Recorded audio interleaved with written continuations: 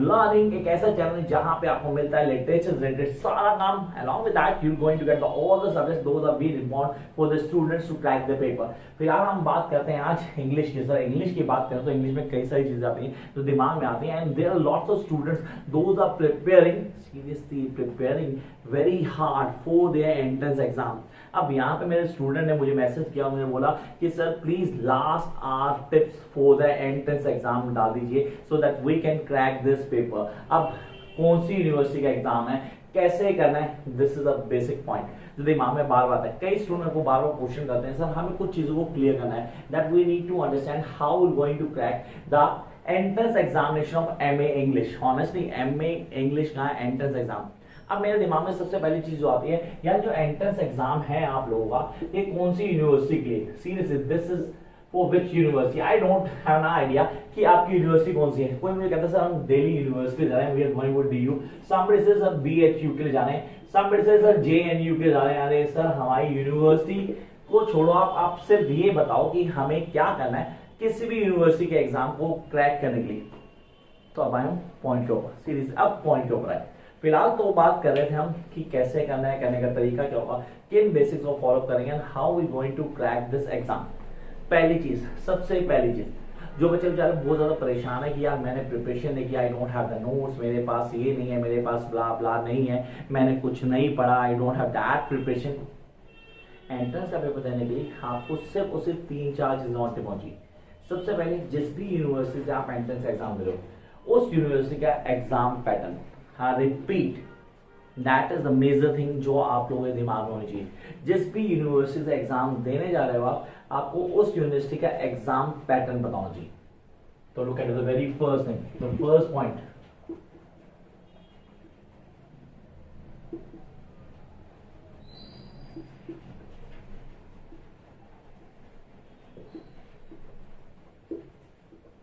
You must know the exam pattern. Yes, you must know the exam pattern.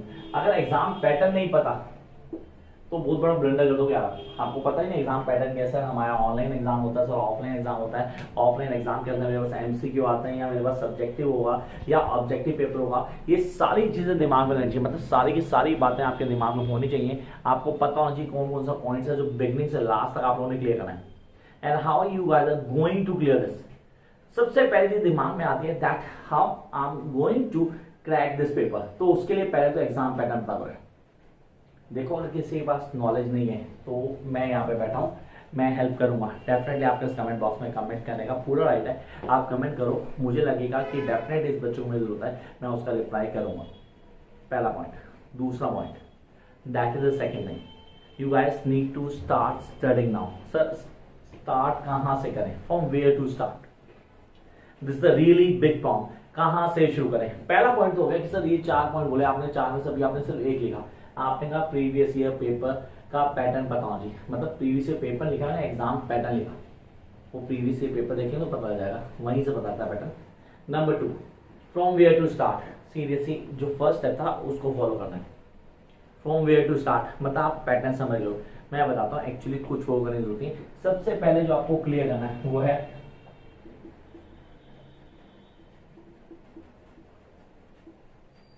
Literary terms. Yes, literary terms. ये literary terms अगर आपको नहीं आती तो आप कुछ भी नहीं कर पाओगे। So what is literary terms? Pun, sir ballad, sonnet, then elegy. Take an example, these are just basic things. Sir anapaest, oxymoron, poetry device की बात कर दी मैंने बात की सोलोगेसी। These are literary terms, these are literary terms जो आनी चाहिए। Am I going to deal with a certain era? मतलब अलग अलग राइटर्स का डिफरेंट एरा, उसको कैसे करेंगे, करने का तरीका क्या होगा। मैंने जो स्टेप बोले उन स्टेप्स को फॉलो करते जाओ। फिलहाल आपने पहला पॉइंट कहने के बोला, मैंने बोला भाई पहले एग्जाम पैटर्न समझो। Serious you need to understand the exam pattern. आपने कहा sir done. Number 2, literary terms ये होनी चाहिए। मेरे नोट्स में भी है लिटरेरी टर्म्स, सारी साल मैंने दी है, उनको क्लियर करोगे तो बहुत हेल्पफुल होगा। उसके अलावा भी बहुत कुछ पढ़ना होगा क्योंकि स्काई इज द लिमिट। हम जब मास्टर्स के लिए जा रहे हैं तो हमें हर चीज ऑन टिप आनी चाहिए। Yes, I need to know each and everything from the beginning till the last. तो ये मेरे लिए इंपॉर्टेंट है that I need to understand each and every point. तो फर्स्ट आपने कहा एग्जाम टर्म्स समझ आ गया, सेकंड आ गया लिटरेरी टर्म्स क्लियर कर ली, third one series third one जिस पे काम करना है दैट इज आपने कहा unseen passages, unseen passages, this be the key, yes this be the key. Unseen passage जब बात की जाती है ना, तो हम लिटरेरी पैसेज की बात करें, डिस्क्रिप्टिव पैसेज की बात करते हैं। सर डेफिनेटली डिस्क्रिप्टिव हो गया, फैक्चुअल हो गया और लिटरेरी पैसेज हो गए, ये अलग अलग पैसेज हैं जो हमारे पास होते हैं, जिनकी हमें प्रैक्टिस करनी है। वो सबसे ज्यादा कॉन्फिडेंट स्टूडेंट किसके लिए होते हैं, इसी को लेकर, या अनसीन पैसेज हम कर ही देंगे, कर ही देंगे। चलो यार पहले बुरा मानना, एक चैलेंज करता हूँ, प्रीवियस ईयर पेपर उठाओ, उसके अनसीन पैसेज लो, वो करो। अगर पहली बार करना है तो करो और देखो आपको कितने आते हैं। सपनों की दुनिया से बाहर आया, इट्स एन इंग्लिश लैंग्वेज, हम लोग आराम से करेंगे। लिटरेरी पैसेज होगा भाई, किसी को नहीं पता कहां से लिया गया, कौन सा टेस्ट था, वो उस टेस्ट उस राइटर के बारे में पूछ लेगा, उसका सिग्निफिकेंस था, what the writer point of while writing that passage, वो पूछ लेगा। How do you going to write on the answer? It's not कि आपने स्टोरी दे दी, उस स्टोरी पे बेस्ड क्वेश्चन दे दिए जाएंगे। No, this is not like कि आपने कहा अनसीन पैसेज करने। मैं फॉलो कर रहा हूँ अलग अलग टीचर्स को, अलग अलग आइडियोलॉजीज को, and when I been following different ideologies, different people, and they have different thoughts, and while they being deserving और serving the certain things, we get puzzled that how am I going to get all the things clear at a one reading. तो उसके लिए आपको अपने आप को habitual करना पड़ेगा। You guys need to make sure that how you going to attempt the paper. Paper कैसे अटेम्प्ट करना है, पेपर अटेम्प्ट करने का आपका क्या प्रोसीजर रहेगा, किन बेसिस को दिमाग में लेके चलोगे, and what you going to do after this. सबसे पहले आपको पैसेज समझना है। Yes, you need to understand that passage.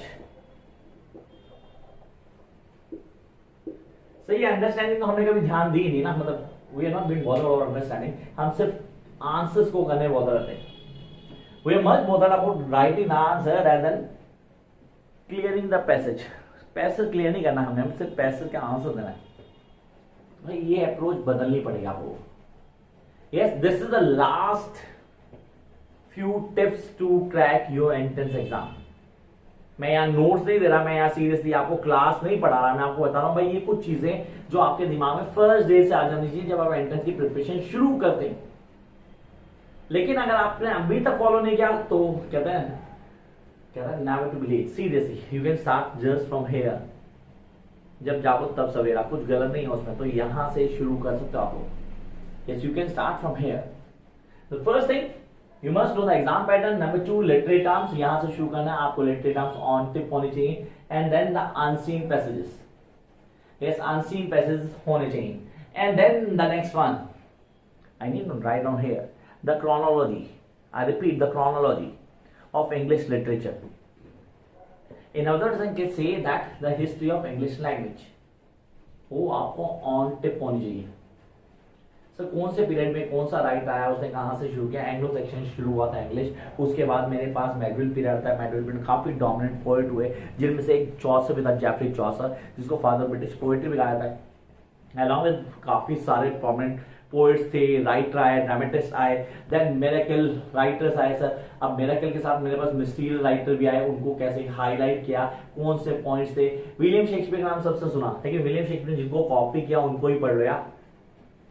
Yes, William Shakespeare ने जिनको कॉपी किया, क्योंकि वो एक अच्छा राइटर नहीं था। Seriously I do say that he was not a good writer, कि उसने कॉपी पेस्ट किया, कि दूसरे कामों को लिया, उसको कॉपी पेस्ट मार के अपना नाम चिपका दिया। तो आप बोलते हो sir this is what we guys need to understand that how things change. उसके कॉन्सेप्ट क्या है, कैसे क्लियर करोगे, एक एक पॉइंट आपको बिगिनिंग से लास्ट तक आना चाहिए। And you guys need to understand this that this is a way that how should we write down. हम आंसर कैसे लिखते हैं, हमारे आंसर लिखने का तरीका क्या होगा, किन बेसिक्स को क्लियर करना है, and how am I going to get each and everything clear from the beginning till the last. एक एक पॉइंट को लेके चलो ना यार, and I am sure that you guys are going to get benefit from there. एक एक चीज का बेनिफिट मिलेगा, सीरियसली मिलेगा यार। हमें चीजें आनी चाहिए, लेकिन हम उसके लिए क्या करते हैं, हम कैसे काम करते हैं, काम करने का तरीका क्या होता है, क्या आप बेसिक फॉलो पाए, उनको तो देखो। चीजें सीरियसली बहुत आसान हो जाएंगी जब हम पढ़ना शुरू करेंगे। तो ये 4 पॉइंट्स मैंने क्या बोला, first, second, third, the fourth on the chronology, that is step by step study of English literature, उसको फॉलो करना है, and then jump up to the last phase, series last phase of entrance examination.